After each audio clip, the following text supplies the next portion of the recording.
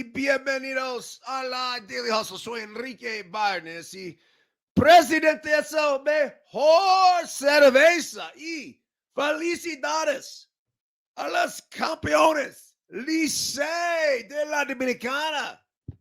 Buen trabajo. That's it. Will the Thrill, not with us this morning, but will be with us this evening, 6 p.m. Pacific, 8 o'clock Thrill Time. Miguelito San Dieguito, who knows where the fuck he is. But not only do we properly salute our boys, we properly salute each and every one of you. Yes, yes, yes, yes, yes, yes, yes. Woo! Remember this, folks, when we are juiceful, we are useful.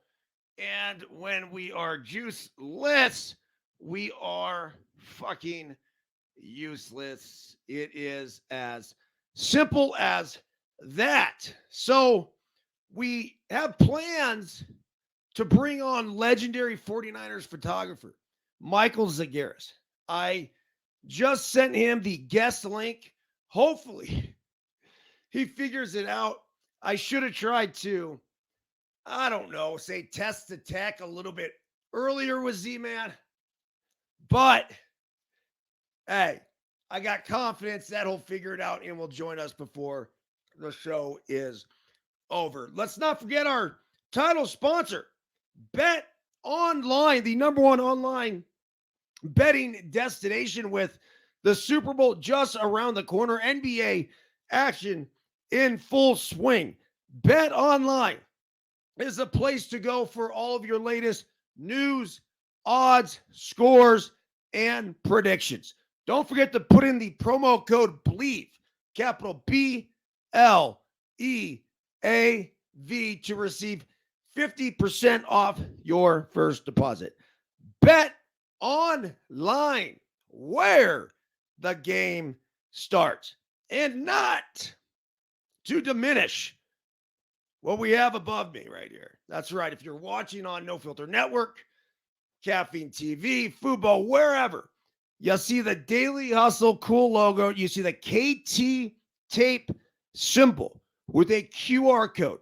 If you're dealing with any sort of nagging injury, a shoulder, a knee, whatever, your back, get some KT tape. This stuff is electric.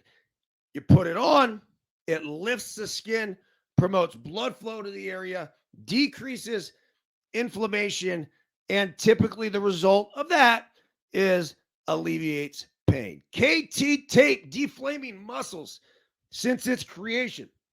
And then, lastly here, but certainly not least, we like to bring a little weed into the show. If you think about the title sponsors, I mean, it's just perfect, right? You got the gambling, you have the healthy body, whatever it takes to keep moving, and we have marijuana in a bottle. But it's not the marijuana get me high, fucked up, lazy, unproductive. This is cannabis, lemon, ginger, honey, all rolled up into one little thing of greatness. It helps with focus. It helps with sustained energy through the course of the day. So let's make sure we cheers our guy Jory over at tryverge.com. Put in the promo code. You ready for this? LTP10. That's right. Repeat this again. Promo code LTP10 for a discount on The Verge.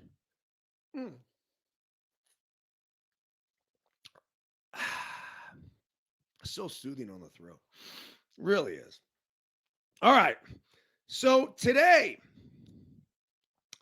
we bring you the electronic email communication. If you have not signed up for this, I don't know. I can't help you. I'll put a link in my story time today as well. I want everybody to get on board before Thursday.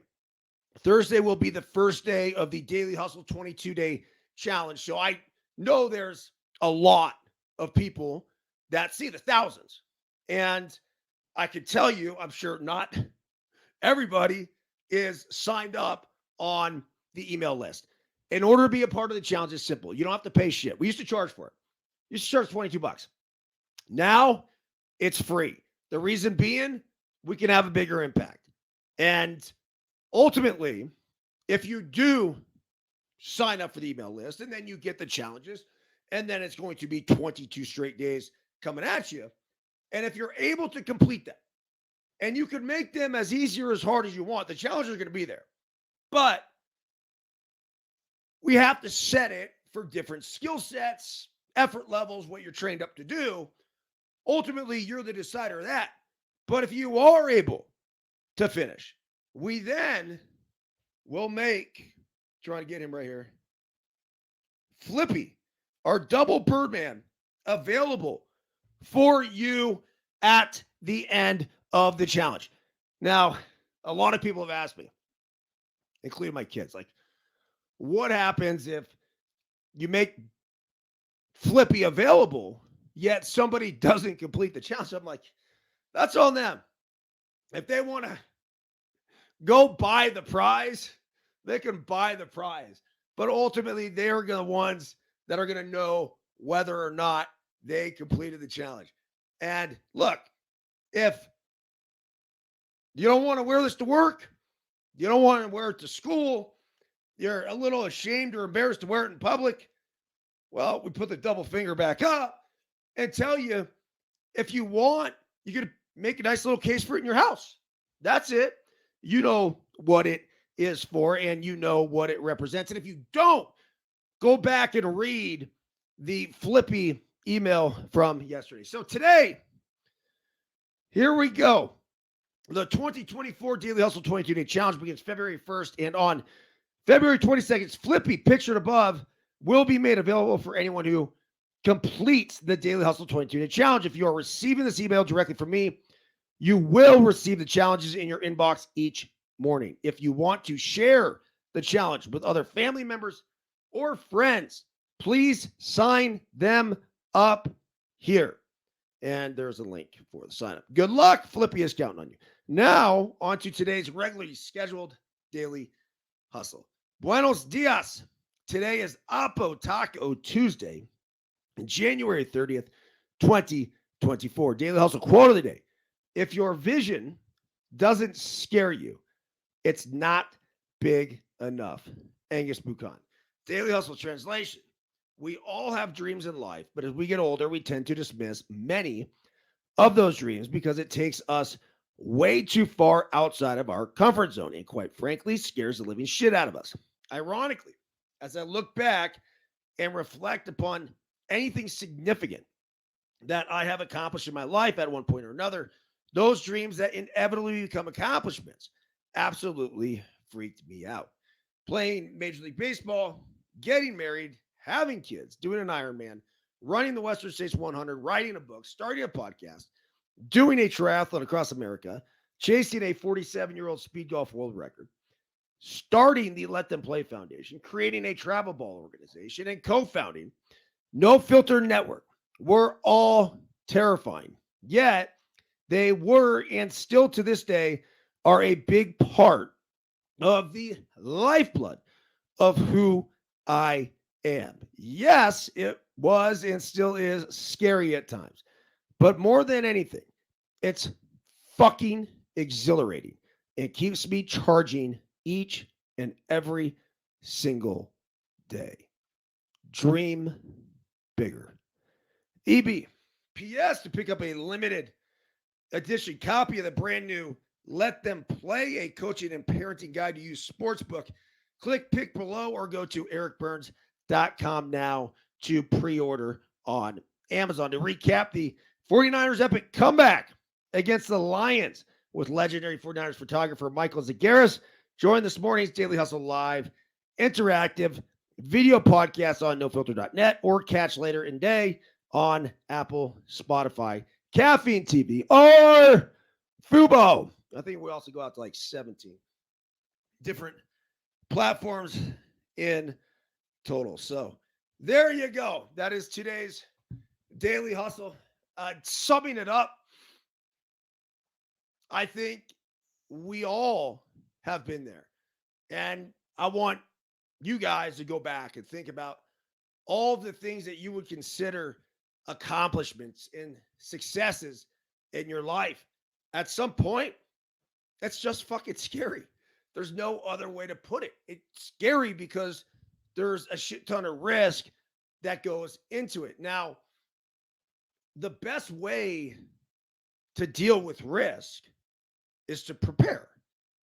Every single day we pull our head off of the pillow in the morning, there are going to be risks in life that we are going to inevitably face.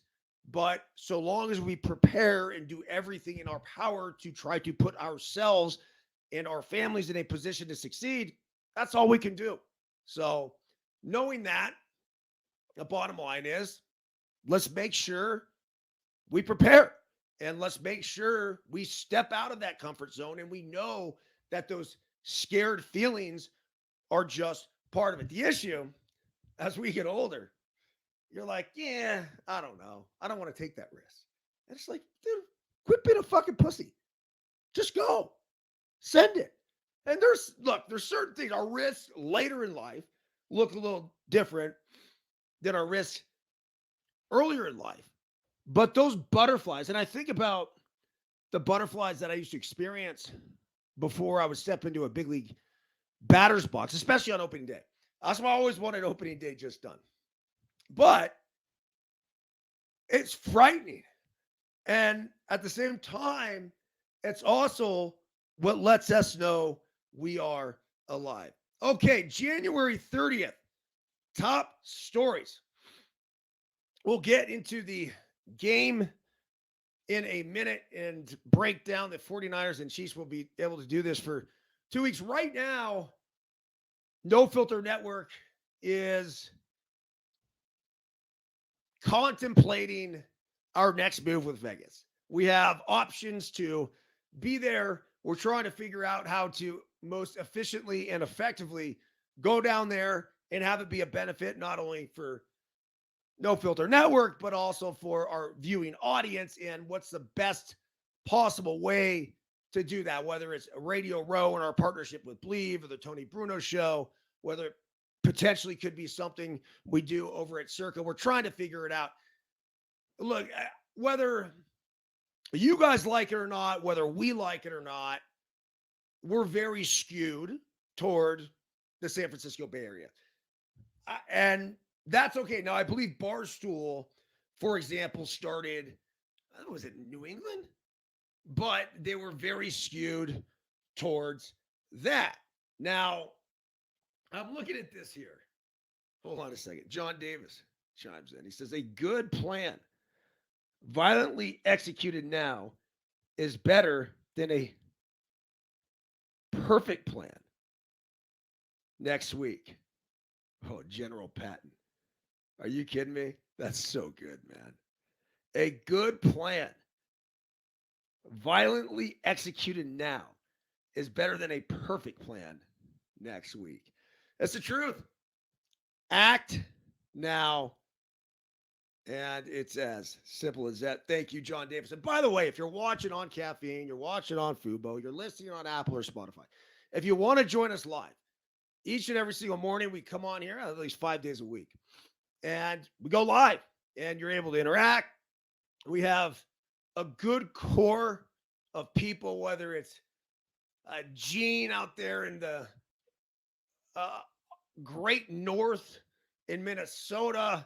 You have Michelle Drew down in the desert flatlands, John Davis in Collierville, Tennessee. You got Amo in Chattanooga, John Emmanuel Ramos Henderson out in Makati City. Just some of the regulars that will come on here and inspire me, not only to, do this. Most people, you guys have to understand, when they do a podcast, they sit in a room by themselves, they fucking do it, and then they upload it and edit it and all this other bullshit. Like, no, not interested. I'm going to come on here, going to be who I am for, I don't know, anywhere between 20 minutes and an hour and 20 minutes. And then it is what it is. Or, as I like to say, it is what it isn't. Think about that one today. Okay. One of the top stories from the day.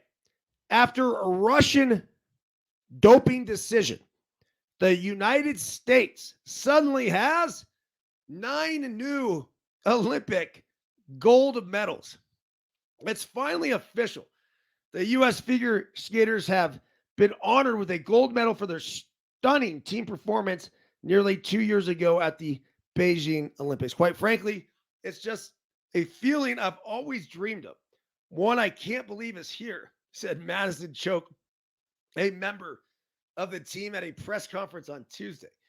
I'm still wrapping my head around the reality of everything. It's just been a very happy 24 hours of news for us. News of the award began to trickle out Tuesday morning. The 2022 U.S. figure skating team athletes have been awarded the gold medal in the team event at the Olympic Winter Games in Beijing 2022. The Team USA posted on social media. Congratulations to Evan Bates, Karen Chen, Nathan Chen, Madison Choke, Zachary Donahue, Brandon Fraser, Madison Hubble, Alexa Knierim, and Vincent Zhao. At Tuesday's press conference ahead of the U.S. Olympic and Paralympic Committee, Sarah Hirschland described the outcome as a win for clean, drug-free sport. This is about a celebration. It's also about having hope that a system is growing and improving, ensuring that all athletes from around the world can count on showing up and competing on a level playing field. The honor, the first ever team Olympic gold medal for the United States, was delayed because of a doping scandal involving the Russians and skater Kamila Valieva. She was allowed to compete in Beijing despite a prior test that showed she had used a cardiac medication that's banned as a performance-enhancing drug. Her masterful skating helped elevate the Russian team to an apparent gold medal victory, but a final ruling on Monday by the Court of Arbitration for Sport disqualified her performance. Okay, I get it. You got your gold medal. A little aggressive to say, oh, this is the happiest day of my life. I can't believe it. I mean, seriously? No. I mean, what I would say if I were receiving the gold medal is, hey, it's cool. I'm glad they got the shit right. I'm glad they're trying to allow all athletes to compete on a level playing field. I think this is a win for the sport. The gold medal is arbitrary for me. Like it's yeah. I mean, do I have to get my silver one back now, or like how's that work? So I don't think this is going to be this monumental day where I'm crying. I just got, shut the fuck up. Are you serious? Just be grateful that they finally got the shit right. Take your gold medal, celebrate with your team, do something kind of fun or funny, and then move on. But I don't need the dramatics of this. I don't need I've been waiting for this day my entire life sort of speech from any one of the U.S. skaters that got the gold medal. And I'm not saying that's exactly what they're like. I mean, this quote here might be a little misleading. I mean, let's go back to it. Let's go. I mean, it was right here. Quite frankly, it's just a feeling I've always dreamed. Oh, shut the fuck up. Come on. Seriously? The feeling I've always dreamed of? What? 2 years after I competed? Having somebody call me up and like, oh yeah, hey, by the way, they stripped the gold from the Russians. Now you guys got it. Do me a favor, send your silver back in the mail. Is that the day you've always dreamed of? I don't think so. It's not that, like, look, it's about the performance. Nobody gives a fuck about the medal. Like, at the end of the day, even my cousin, John Gall, he's got a bronze medal. He does it. It's cool. I don't know. I feel like kind of living vicariously through him. He's like, yeah, it's cool. It's a bronze medal. It's there. I don't want to say who gives a shit. Like, What he's going to remember is his experience at the Olympics and his performance and what he went through. That's the reward, not the fucking medal. That's not the day I always dreamed of. And that should be the day that any of those skaters ever dreamed of. It's what they're doing on the ice. And it's nailing the fucking triple axel or whatever other jumps they're doing out there. Right? I might be off on this. Kind of sound like a dick. Forgive me. Okay. Let's move on to less controversial topics. Transgenders. Surf legend Bethany Hamilton makes her stance on trans inclusion in women's sports very clear. First off, let's explain exactly who Bethany Hamilton is. She's a world champion surfer who had her arm bit off by a shark. She once showed up in the Oakland Coliseum promoting the movie that was made about her and threw out the first pitch to Barry Zito. But Z and I were both hanging out with her in the Oakland A's locker room. Just a sweetheart of a girl. And she is now I believe, let's see. Interesting here. Okay. Well, let's just get to the article so we don't screw this thing up. Surfing star Bethany Hamilton.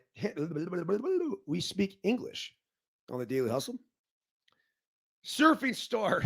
Wait, hold on a second. This is too good. RJ just sent a floating emoji. So if you come join us on No Filter Network, you can hit emojis that will float up over the screen.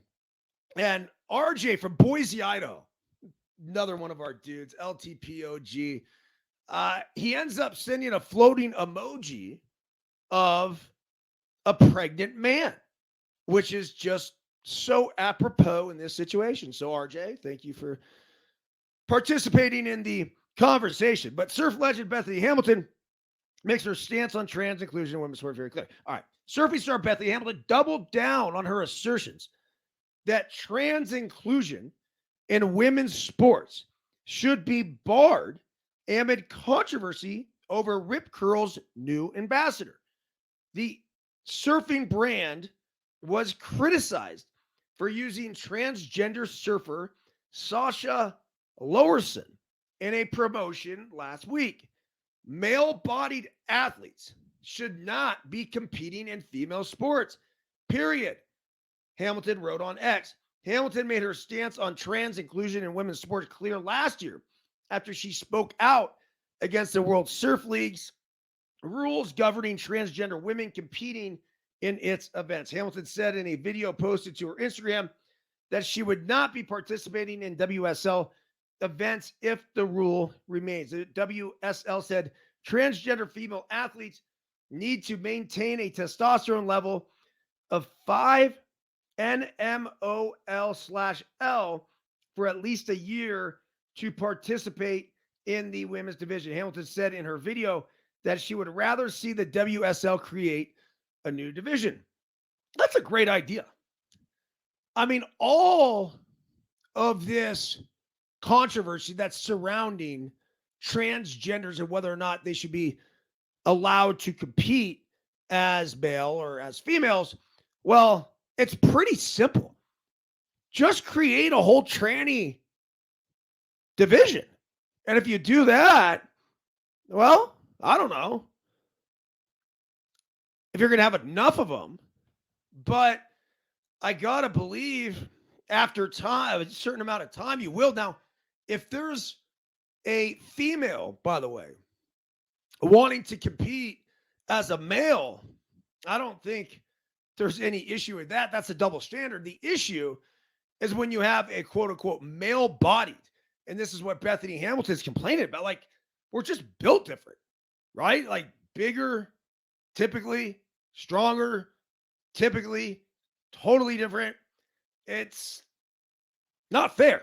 So figure the shit out. Now, the WSL said transgender female athletes need to maintain the testosterone level, right? All right.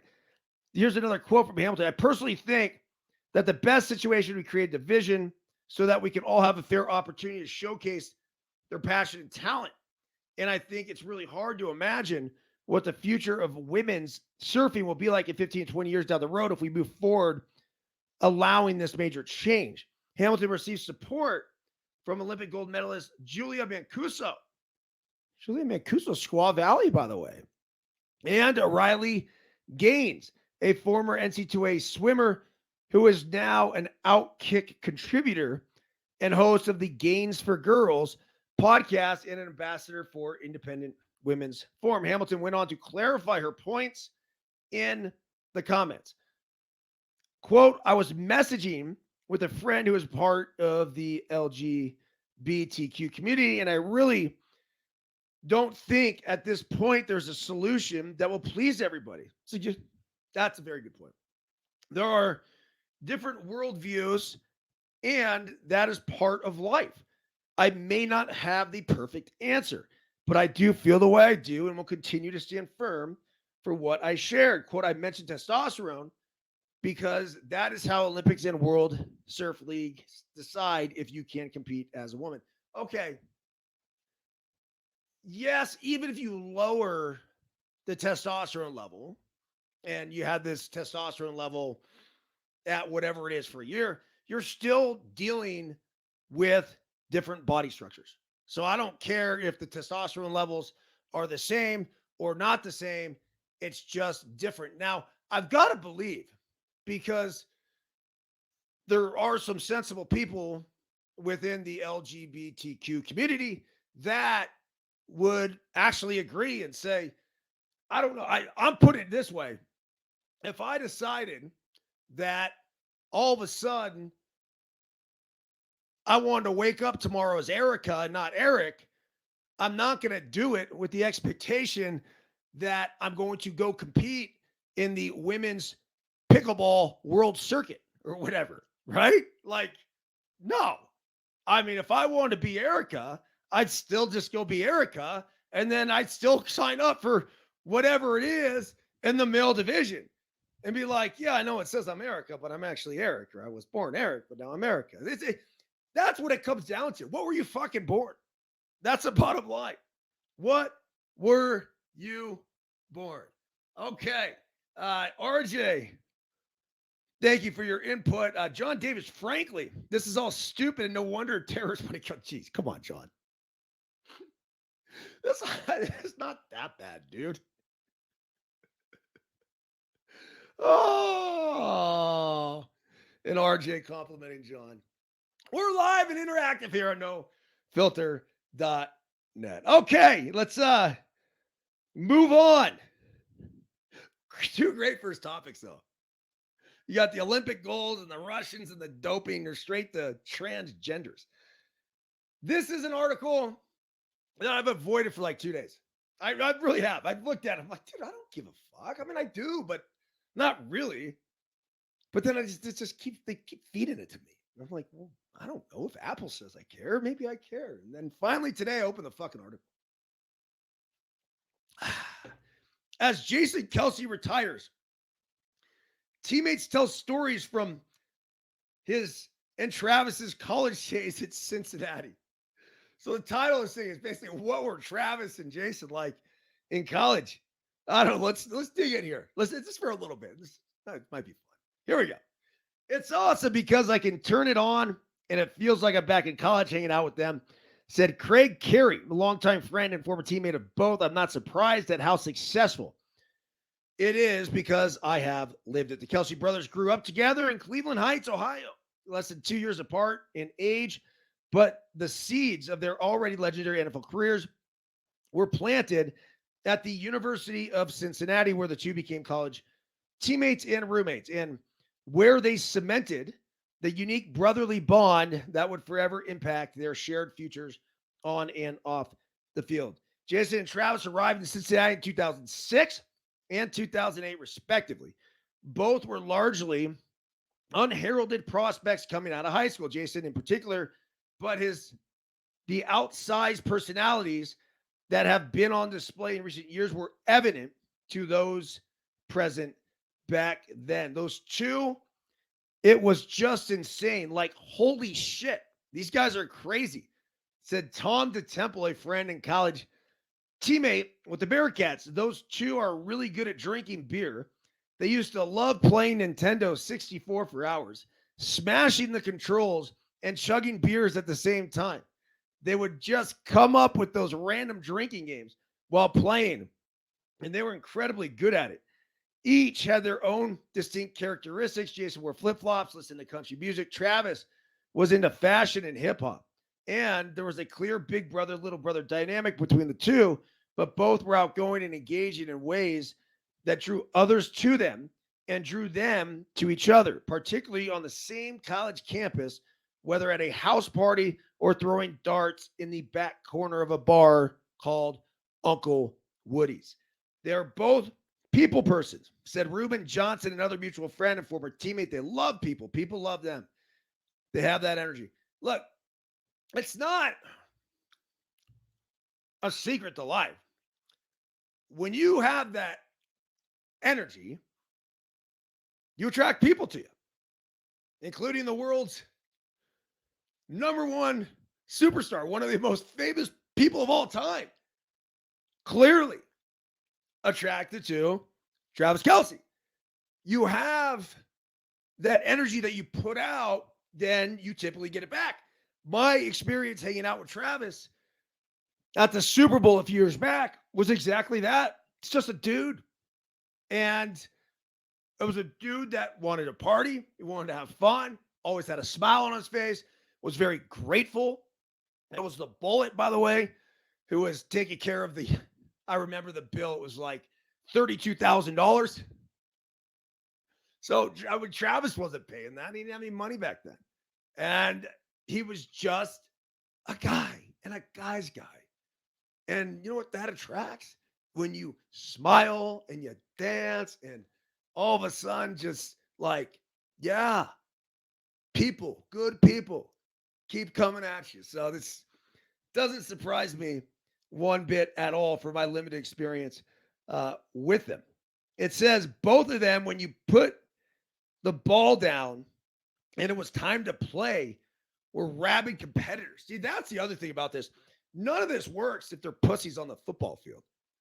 But you put the ball down and these guys are clearly ready to go. It says, yet it was relative obscurity of nasty, romp-filled college house where the two spent a year unexpectedly sharing the same bedroom that helped lay the groundwork for so much of what followed: Super Bowl rings, Hall of Fame resumes, that widely popular podcast, and their culture-spanning stardom. My wife loves her podcast. I mean, I can't get my wife to listen to the fucking Daily Hustle, and she's all over the Kelsey's podcast. Jeez. I'm trying to figure out what I'm doing wrong as these guys are doing everything right. Following a playoff loss Monday night, it was reported that Jason Kelce informed teammates he plans to retire after 13 seasons and 6 All-Pro nominations with the Philadelphia Eagles. Travis and the Kansas City Chiefs play Sunday at Buffalo. Okay, this is an old article. Like I said, it was an old article, but just kept popping up. So figured now was as good a time as any to dive in. Okay, Swifties, getting ready for Vegas. Here we go. Travis Kelce, his Chiefs, and likely Taylor Swift are going to the Super Bowl. We talked a little bit about this yesterday. Congratulations to the AFC Conference, did this Rolling Stone magazine. So I like pulling articles that are about sports from publications that don't write about sports. Rolling Stone being one of them. Congratulations to the AFC Conference Championship winners, Kansas City Chiefs, and Taylor Swift's boyfriend.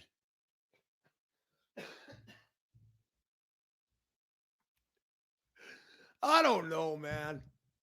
It's just not sitting right. It's just knowing it's Taylor Swift's boyfriend. I asked Callie yesterday, it's my 13-year-old daughter. I said, what would you do if Travis Kelce and Taylor Swift broke up? Because Callie has a sweatshirt that is a Travis Kelce sweatshirt. And she said she'd burn it.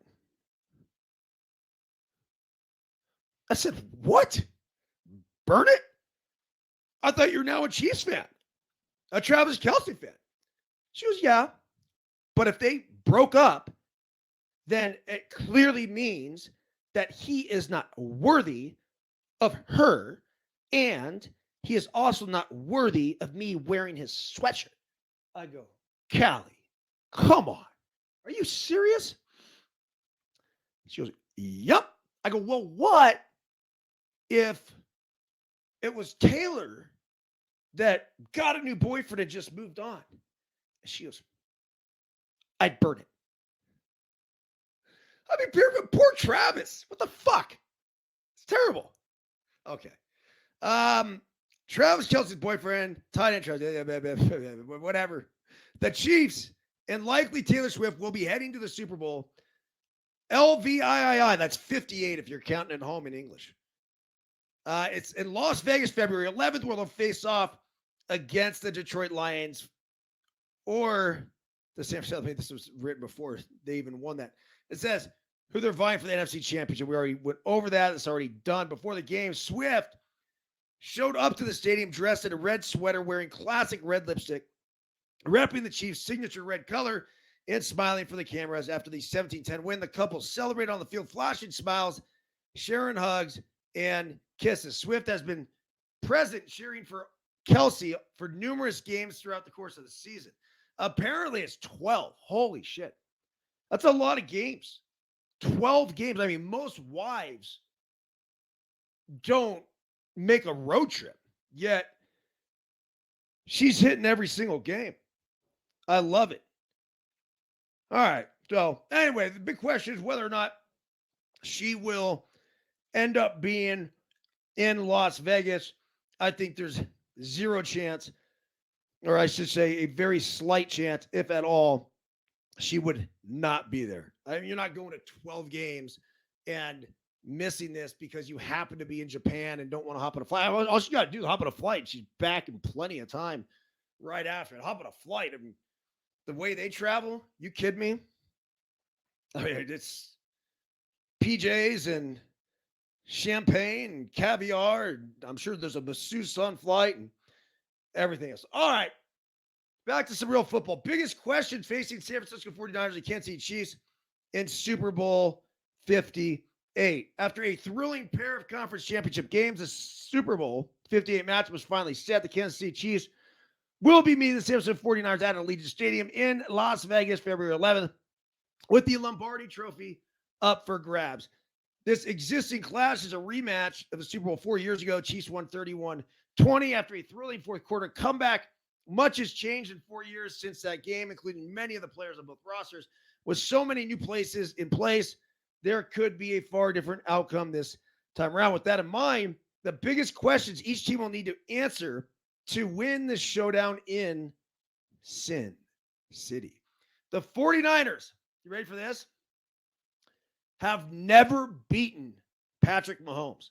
Although the Niners have only faced Kansas City superstar quarterback 3 times, twice in the regular season and once in the Super Bowl, they've lost each time with an average margin of defeat of over 2 touchdowns. That shows how lopsided all these contests have been, which doesn't bode well for the Niners now that the Lombardi Trophy is back on the lines. Mahomes has dominated his impending foe through the air, completing nearly 66% of his passes, over 1,000 yards, 8 tutties, and 3 victories. Not only will the Niners need to stop Mahomes from airing it out, but they'll also have to outscore the prolific passer. The one thing that scares me in all this, the Chiefs defense. If they can pressure Big Cock Brock, yeah, that could be an issue. And we've seen him get agile, where if that's what it's going to take for him to elude pressure, hell yeah. If we know that Brock Purdy's going to run and he go runs for 50 to 100 yards, that could be the total game changer. If you think about the difference between the Ravens and the Lions, the Ravens had pressure on Brock Purdy start to finish, and he had a fucking terrible game. The Lions had pressure on Brock Purdy early, and then in the second half, he countered it with quick releases and runs. This isn't rocket science, folks. Look, I played football. I've never coached football. I love football. I watch a lot of football, but that is the winning successful formula when you go against a great D. It says the last time these two teams met, they shared the field was October 2020. This is a long time ago. Mahomes was his usual brilliant self in the game, throwing for 423 yards, 3 touchdowns. The game notably occurred right after Christian McCaffrey blockbuster trade to San Francisco, and the star running back logged only 23 snaps at Niners debut. So that, I mean, look, the 49ers' 2 best offensive weapons they weren't there, right? You didn't have Brock Purdy and you didn't have Christian McCaffrey yet. He was there just in very limited form. It says San Francisco dropped to 3-4 following the defeat, but went on to rip off 12 consecutive victories on their way to the NFC Championship game appearance last year. The Niners not only found a spark with McCaffrey in their backfield during the stretch, but perhaps more importantly, they finally identified a franchise quarterback. Brock Purdy steadily developed into a game-changing signal caller over the next 2 seasons and could be the main reason this organization finally best Mahomes. It won't be easy for Purdy to outduel Mahomes in the first head-to-head meeting, but the 49ers are far better equipped to win the Super Bowl than they were with Jimmy G under center 4 years ago. And that's goes without even saying. That Chiefs proved they need an elite receiving corps to win the Super Bowl last year. They lifted the Lombardi Trophy despite trading wideout Tyreek Hill to Miami in the offseason. Okay. Let's see if that comes back to haunt them. Because it did early in the season when they were sucking ass. And it could again when you get down the stretch. You need options. And the 49ers have more options on offense than the Kansas City Chiefs have. Ultimately, that could be the determinant, especially if this ends up being some kind of shootout. A lack of elite pass catchers has hindered the Chiefs throughout the 2023 campaign, as I was just talking about. The team led the league in drops during the regular season and couldn't get reliable production of anyone besides tight end Kelsey, who looked to be slightly regressing at the age of 34, and emerging rookie Rashee Rice.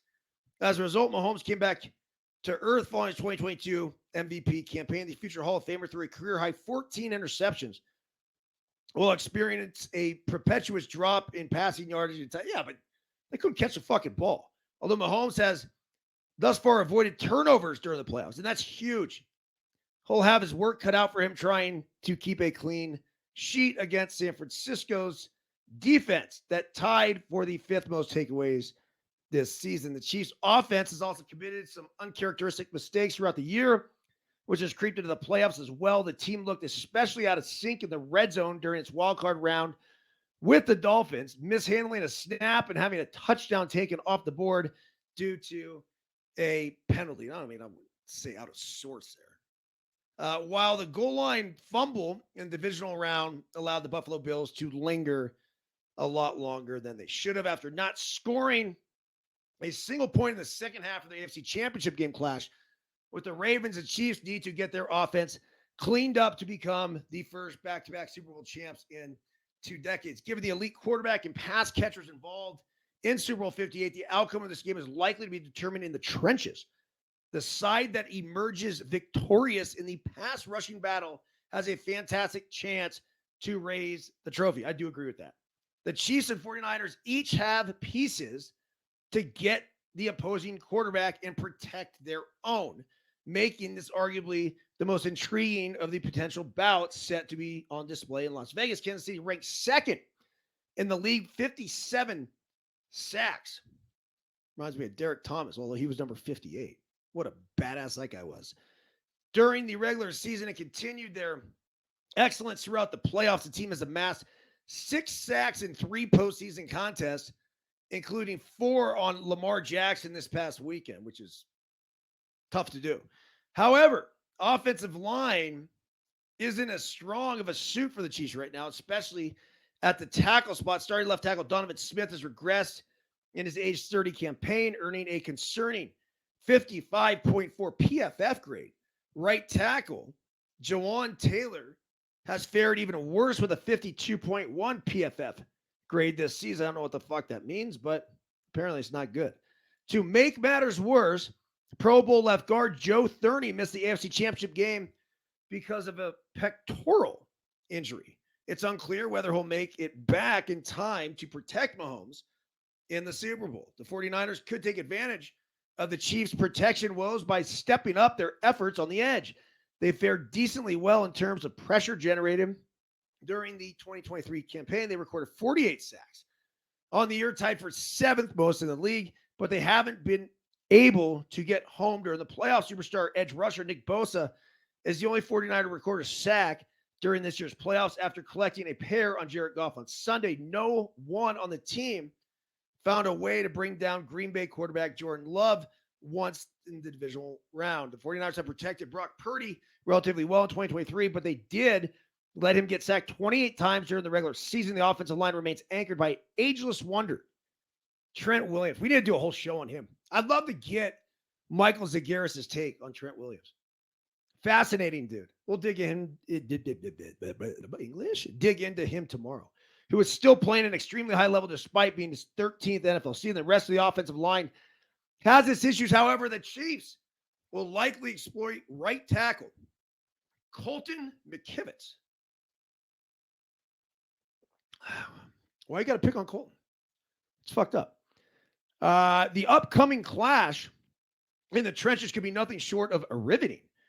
And the stakes couldn't be higher with Super Bowl 58 on the line. Kansas City's defense has fared far better than this offense this season. That hasn't changed the playoff. The Chiefs held an explosive Miami Dolphins attack to a meager 7 points in the wildcard round, limited Buffalo to 24 points on the road the following week. Their best performance arguably came in the conference championship, holding Baltimore Ravens to only 10 points, and it earned them a spot in the Super Bowl, despite a lackluster 17-point showing on offense. If you told me the Kansas City Chiefs were going to score 17 points in the AFC Championship game and said, go ahead and tell me whether they would have won or lost that game with the 17, I would have said 90% chance they fucking lost, maybe even higher.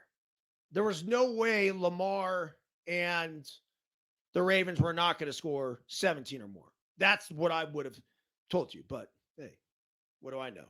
That's why I took the Ravens and lost money. It all starts, Kansas City's defense has work cut out against the 49ers. San Francisco is loaded with skill position talent, and Niners head coach Kyle Shanahan has figured out how to best utilize all of them in a system that appears unstoppable when firing on all cylinders. It starts with Christian McCaffrey, who was a legitimate MVP candidate this year and has raised the bar during the playoffs. The versatile back had 188 yards and 4 scores, 37 carries, 72 yards on 11 receptions over his 2 postseason games to date. Brandon Ayuk may be the toughest to shut out right now. While his NFC Championship game numbers don't jump off the screen, his highlight reel catch of a ball that bounced off the defender's helmet and subsequent grab helped jumpstart the team's epic comeback against the Detroit Lions.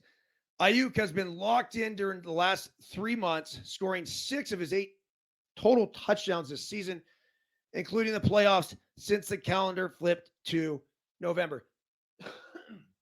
Look, I don't care who the fuck you are. You got to have some luck in this. You have to. It doesn't matter. You could be the greatest team. Ask the Dodgers. Ask the Braves, the 2 best teams in baseball this year. If you don't have luck on your side, shit gets tough. Well, the same thing with the 49ers. If the 49ers had that ball picked off by the Lions defender and not have it ricochet off his helmet and then into Ayuk's hands, I don't know if the Niners win that game. Maybe they do. It seemed like they had a lot of momentum going. They would have had the Lions pinned back deep in their own territory. They seemingly moved the ball at will in the second half. So I'm not going to say that they don't win that game without that catch, but it sure as shit would have been a whole lot harder. Every championship team needs that one play. They need that one game, right? And I thought it may have been the Green Bay game that was going to be the tight one. I thought they were going to blow Detroit out of the water. And apparently that wasn't the case. But what it does do is it hardens them up for the Super Bowl, where they're like, look, yeah, We've only played 2 playoff games, but in both of those games, we've been down. We've had the battle. So if they go down a touchdown, maybe even 2 touchdowns to Kansas City, they will remain steadfast. That's why we sit here all the time on the Daily Hustle preaching per aspera ad astra, through hardship to the stars. When you realize that all things can propel you forward, successes, failures, opportunities, no matter what it is, you have to understand this is a chance for us to get better. This is a chance for us to grow from. Well, the Niners can grow from these 2 games and use this to help them take down Super Bowl 58. They're going to win this fucking game. They are. They are. I don't know how. I don't think it's going to be easy. I don't have all the answers to, where this is going to happen. It just will. I have that feeling that this is the right team in the right spot. In all due respect to the Chiefs, they had a fucking hell of a run to get there. And their argument, if you want to make an argument for them, is just, look, the hottest team in football. You took down a good Miami team. Good, not great. Good Miami team at home. It was minus 27 degrees. Though. It was all fucked up. And then you went into Buffalo and beat Josh Allen on his home turf. And then took down what was considered the best team in the NFL in the Baltimore Ravens. It's really easy to make a case for the Chiefs. And they've done it before. Patrick Mahomes. Someone said this to me last year. They said he's going to be in the discussion of greatest quarterbacks of all time. Like, and he already is. I'm like, shut the fuck up. I think it was Henry that said it. I'm like, dude, no way. Like, the guy's, he's got a couple Super Bowls, but it's just in an MVP, and yeah, okay. But I guess let's see him do it for a little bit longer. Well, here he is. He's back in the Super Bowl again. So regardless of what happens from here on going out, we do have to put him in discussion as one of the greatest quarterbacks of all time. I need to see an accumulation of stats over a number of years and of all time. Like, it's even the thing with Ohtani. Like, is Ohtani the greatest player in baseball right now? Of course. Is he one of the most skilled players of all time? Of course. Is he one of the greatest players of all time? No fucking chance. Not yet. Not right now. Not a top 10. They have a statistical war that establishes that. I'm sure they have the same sort of thing in football, right? And war gets accumulated over years and years and years. And if you want to be considered one of the greatest of all time, you got to do it and then do it again and again and again and again. And then we can start talking about Patrick Mahomes in the same sentence with Joe Montana, with Tom Brady, with, believe it or not, John Elway, Dan Marino, a lot of the guys. Drew Brees is certainly in that category. Peyton Manning is in that category. So I'm not willing to put him there yet. Would he be in the top 10 right now? Yeah, probably, for sure. But getting towards the top? No, not yet. Okay. Deebo Samuel remains a game-breaking weapon who can contribute to both pass catching and rushing. He led the team with 89 yards on 8 receptions this past weekend, despite coming into the game with a shoulder injury that he suffered. Excuse me. I'm still trying to get my throat back from Mexico. Way too much tequila. That he suffered early in the divisional round. If the 49ers get him going early, this could terrorize Kansas City's defense throughout the Super Bowl. George Kittle had a quiet NFC Championship game, notching just 2 catches for 27 yards, but the veteran tight end led his position in receiving yardage and scored 6 times this season. He'll be a good bet to score at least once more in the Super Bowl by exploiting mismatches and serving as a safety valve for Purdy. That is a good bet. If you want to start thinking about some of the prop bets, I'm sure a George Kittle touchdown would be like plus 300, at least plus 2 something. Yeah, that would be a good bet. And what you do, and a lot of times, think about this. The game plan that the Chiefs are going to make on the 49ers is going to come off of their last game. This always happens. And so if they game plan off of their last game, they're going to be what? Double teaming Ayuk, having a hot guy, maybe a single person on defense, following Debo everywhere he goes. Christian McCaffrey, same sort of thing. You got to have like two guys on McCaffrey at all times. Well, if you do that, what does that do? It opens up the field for George fucking Kittle. And say what you want about the two catches in the NFC Championship game. If you watched him through the course of the game and what he meant to that 49er offense from a blocking perspective, he was a fucking savage. That was really, really fun to watch. But I do think he would be a good bet to go ahead and say he is going to score a touchdown in the Super Bowl. From my brief experience in the football world, I scored 4 touchdowns in the semifinal CCS game against King City. We played Santa Cruz in the finals. Santa Cruz had a guy by the name of Brendan Iambadejio, an absolute fucking badass. He went on to play at UCLA and then went on to play several years in the NFL with the Ravens and the Chicago Bears. A guy that I still keep in contact with today. Well, Brendan Iambadejio's job in the CCS final game against Santa Cruz was to shut me down. And you know what he did? He shut me down. But the problem is that I wasn't even the focal point of the offense. I was one of our guys, right? I was maybe the Debo in it. But then you had the Ayuk and the Christian McCaffrey. We had a guy, Eric Lewis, who was like the combination of all of it. He was part McCaffrey, part Ayuk, part Debo. He just fucking did everything. Tiny dude. Still coaching college football his days at Navy now, and his dad, Sherm Lewis, a longtime coordinator in the NFL, but he was our dude offensively. And so by Iambadejio focusing on me, they stopped the up the middle runs, and I don't remember how many yards I had. It just wasn't a lot.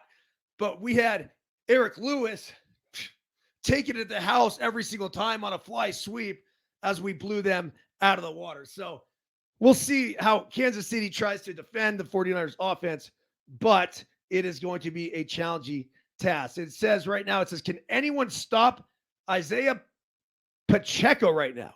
Opposing defenses certainly haven't been able to. The second-year running back, this could be an issue. I don't know. I don't wholeheartedly believe at all that the Niners can stop the run. I just don't. I mean, when Detroit in that first half was handing the ball off on 3rd and 12, and they're getting it, and then they're doing it again. Like it was 3rd and 2, maybe 3rd and 3, maybe I don't know what it was, but they were down by the goal line. It was in goal, and it was like boom, 4 yards in the end zone, no problem. No problemo. Like a Cadillac smoking a fucking cigarette on the way. So we shall see if they can stop Pacheco. But they're not going to stop him. You just got to hope to contain him. It says injuries haven't slowed Pacheco. Despite being designated as questionable prior to the AFC Championship game due to a toe and ankle injury, he's a powerful 5'10", 216. Is that the perfect size running back?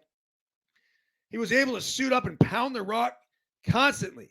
While he wasn't as effective against the Ravens as he has been in recent weeks, he still mustered 68 yards on 24 carries. I mean, that's a workload. Matching his career playoff high for rushes. Pacheco now heads into the Super Bowl having piled up 254 yards, 3 touchdowns, 63 carries during the 2024 NFL playoffs. The San Francisco defense will need to prioritize shutting down the 24-year-old, limiting his ability to put points on the board and churn the clock. The 49ers initially seemed like one of the worst possible matchups for Pacheco after they allowed just 89.7 yards per game on the ground during the regular season, the 3rd best mark in the NFL, but they've been far more susceptible to opposing running backs during the playoffs. Aaron Jones and David Montgomery both put up big numbers against the squad, with the Niners allowing a combined 318 yards on the ground in their matchups against the Detroit Lions and Green Bay Packers. San Francisco can't shore up its defensive front and get things figured out. Expect a healthy, well-rested Pacheco to be run rampant in the Super Bowl. Yeah, hey, we'll see. Maybe he does, maybe he doesn't. But they're going to have to figure it out. They got to do better. They got to do better. If they could be the team that they were during the regular season, they're good. If they can't, they're in trouble. So the question is going to be, will their offense be able to keep pace? So if Pacheco's running it, Mahomes and Kelsey are doing their thing, Niners just going to have to keep pace. I like the over. I do. It's like 47.5. It's not a huge number. Those are going to be 50 points plus scored in this game. Okay, I just got a call from a 415 number. I got to believe it's Zagaris. Let me hit him back. If he's willing to come on right now, actually, I don't have time. But I will try to get him on tomorrow. We'll figure out the whole thing, get him set up, and then he can take over the entire Daily Hustle Hour tomorrow. Just one of my favorite people I've ever met in life, a legend of the industry, San Francisco 49ers, Oakland A's photographer. He took me into one of the great stories. I'll tell it tomorrow when he's there, but he took me into the Niners locker room and on the field when they had this huge playoff victory in like 2003 against the New York Football Giants. And I was there like working with him. I was playing in the big leagues, of course, with the A's, but I was carrying his bag and like I was his assistant, just hustling and bustling. I was on the side of the whole fucking game. Just so cool. No other way to put it. All right. Everyone have a fantastic day. Thrill and I are on tonight. That's already been scheduled. And we'll see you tonight for Deuces Wild. Tell a friend. Please come and join. 6 p.m. Pacific. And don't forget to go to ericbyrnes.com. Limited edition. Pick up the Let Them Play book, a parenting and coaching guide to youth sports. You can also get yourself a foot reflexology board, an effortless book, a Daily Hustle 222 book, and look at Flippy. He's waiting for anybody willing to take on and complete the 22-day challenge. See ya!